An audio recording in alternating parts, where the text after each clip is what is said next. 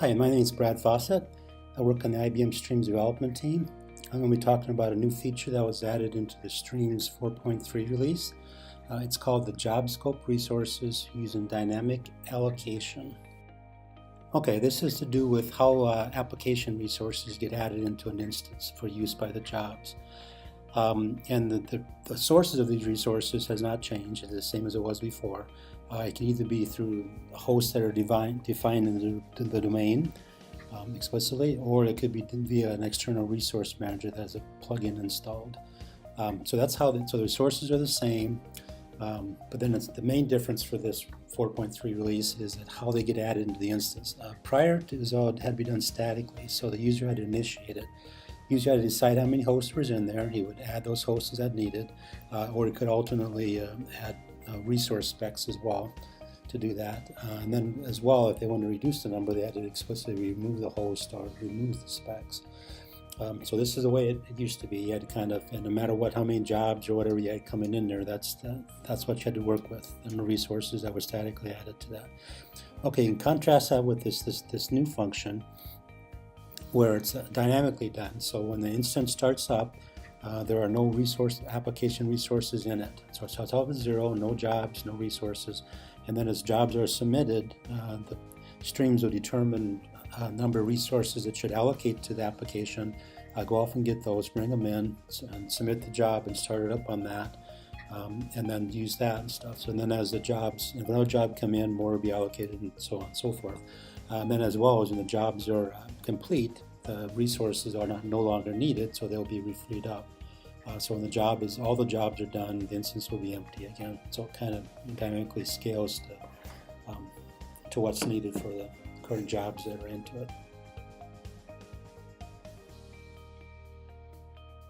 So job scope resources use dynamic resources. Okay, in order to get this behavior, you need the instance configuration set up correctly, and there's two main parameters. One's called dynamic resource allocation enabled. That must be set to true, and then an instance application resource allocation mode equals job. So we set those two things up, and then you'll get the behavior that I'm going to talk about today. Okay, an important part about this then is when you submit the job, since it starts out with 0, it doesn't know how does the scheduler portion of the streams determine how many to get to that, how many application resources to allocate for that.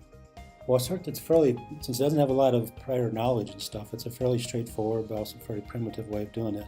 It would take the number of operators that exist in the job, and then divide this by this ratio number and then that results in how many resources you get down to that. And it defaults to 8. So if you submitted a 16 operator job into that, then 16 divided by 8, you get 2. Okay, now the user, if that's not the right, if they wanted more operators per resources or whatever you want to do for that, change that, then you can change that and affect the result. So you can put 16 in that case, you'd have 16 by 16, you have 1. So the user can influence that. Or if the user knows exactly how many they want in this job, there's a way through the job configuration object and stuff that you can specify exactly what you want. So for this, submit this job, I want 2 resources, and that's what will be allocated. Okay, that's job submission. Now we also have the ability on a running job, and if you have a parallel region defined within that, and you decide that you want to increase the width of that, you can do so, but then you also have the option of adding additional resources at that time. They'll be added to the jobs, and the PEs will be spread across them. Okay, now, so what happens if you submit these jobs and everything else, but the instance runs out of new non-used resources? What should happen? Well, they try to get the unused ones first, and that they can't get those, then they go into this job resource sharing mode, they call it. They check that. So if it was, when you submit a job, you can determine which of these modes that you're in. And if you're in the same job, that's basically saying that this job here, I do not want to share. I want resources allocated there. I do not want to share with any other ones. I want to keep it isolated. So you can do that same job and say no one else can use your resources, and you can't use anybody else's resources. So that job is isolated. Or you can choose a little less strict one called same user. So then every job from the same user that has the same user specified can share.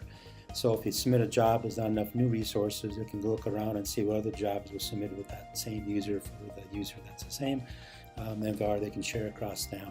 And then we have one more mode called the same instance, which is kind of the same idea but a larger scope. Any jobs that have been submitted in that instance with that same instance parameter and stuff, then they can be shared across that. So these resource sharing, and it's controlled by a property called instance job resource sharing property. So if nothing is specified, it will default to that.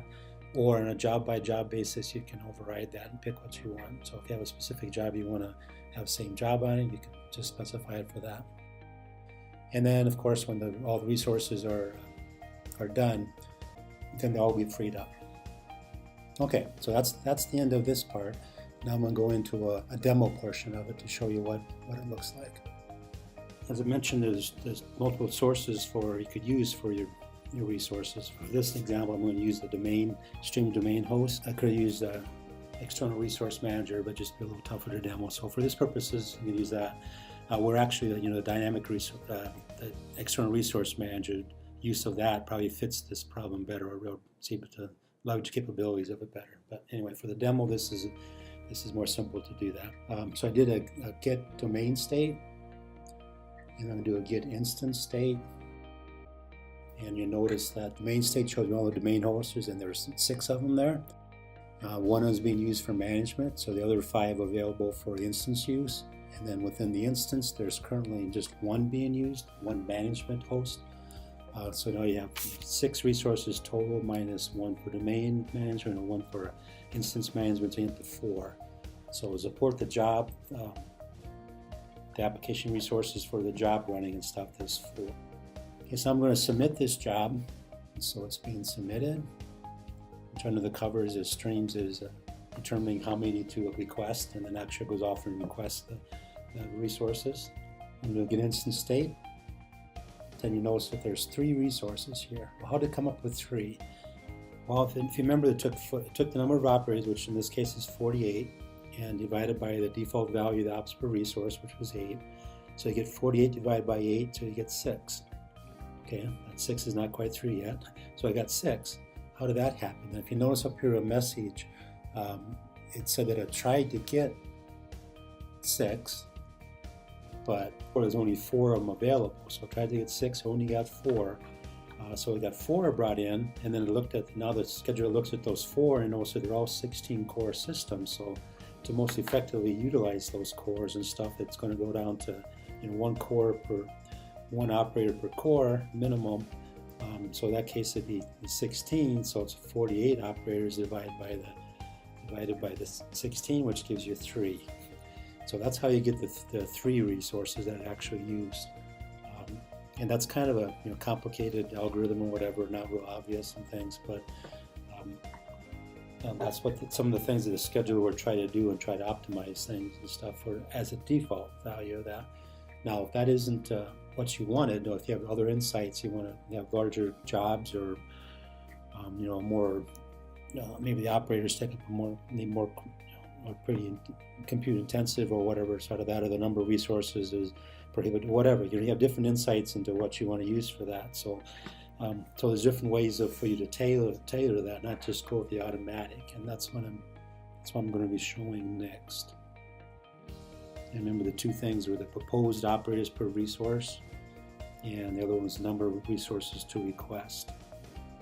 So I'm going to go with the proposed operators per resource example first.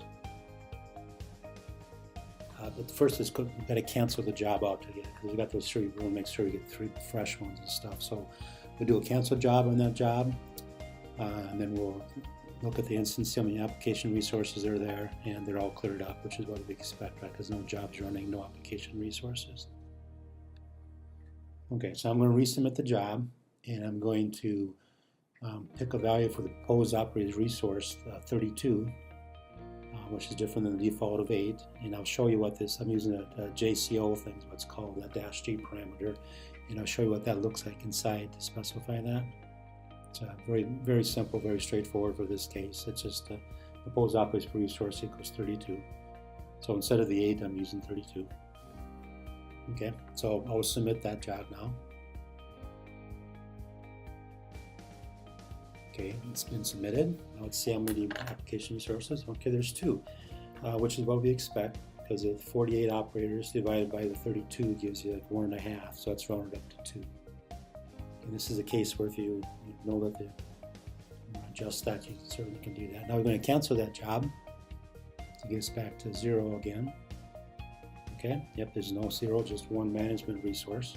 And now we're going to do go to the more absolute number, not the ratio number, but the absolute number and stuff. This has how many number of resources there are.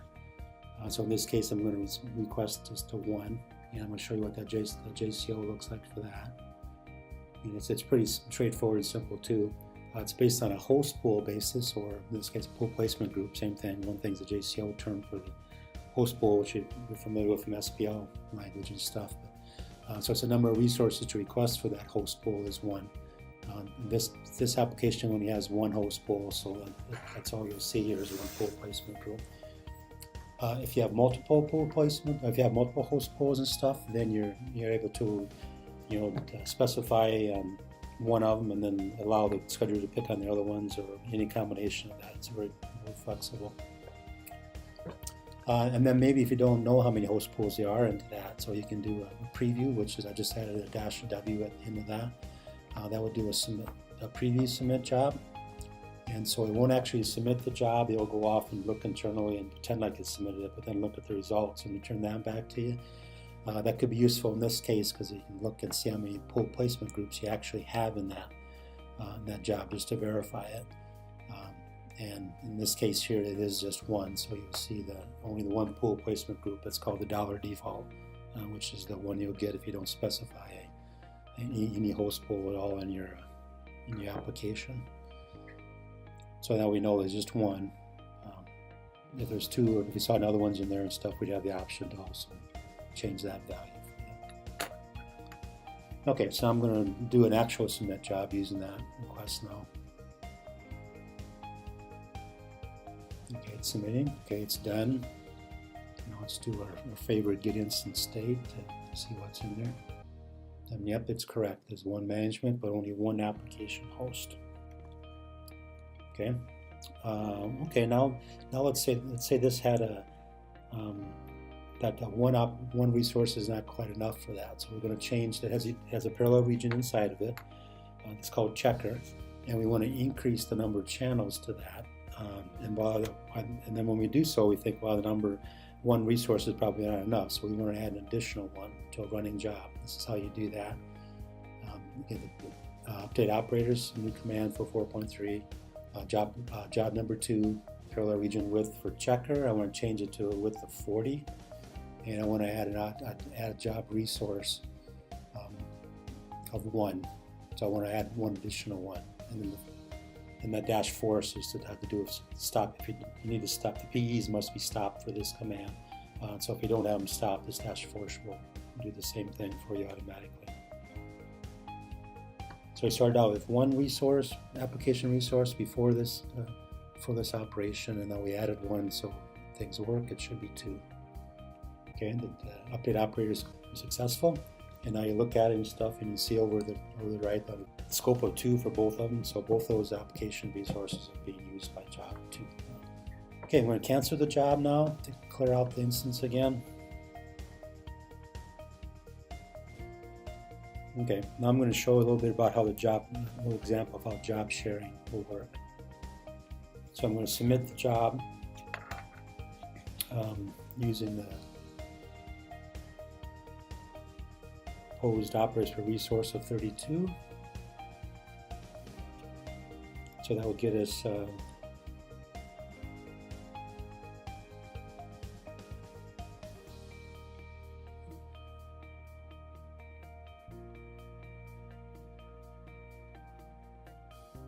oh, yep, I meant to put in the same job. The whole purpose of this thing was to show you what job resource sharing does. So I need to cancel and resubmit that job.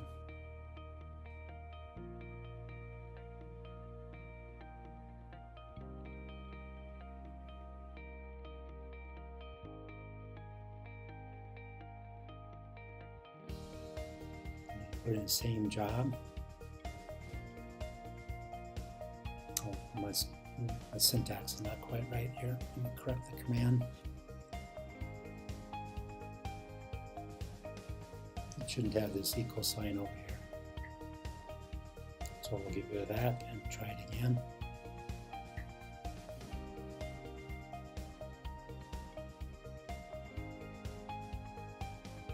Okay, now we're in job number 4. I'm going to get instance state and see how many resources there are for job 4. Okay, just 2. I did my math wrong. The first one I said, oh, that's 2 is correct because the 48 divided by 32 is 2. Okay, and they're for same, and I said same user, I meant same job. So those 2 resources are essentially isolated to just that job. And they won't be shared by any other ones. So I'm going to submit another job without specifying that. So my instance default parameter right now is same user, by the way. So so the same user ones will share amongst themselves, but they will not go across them and use the same job ones. So job 4 is the same job, and the second one here, job 5, is the same user, so that do not use the same ones. So they do see that they're that the 2 resources do not overlap. But that's not too unexpected because they're both unused right now. So what I'm going to do is submit another job using the same user, and it will not use the same ones that 4 does because that's the same job, but we'll use the ones for the job 5 because that's the same user.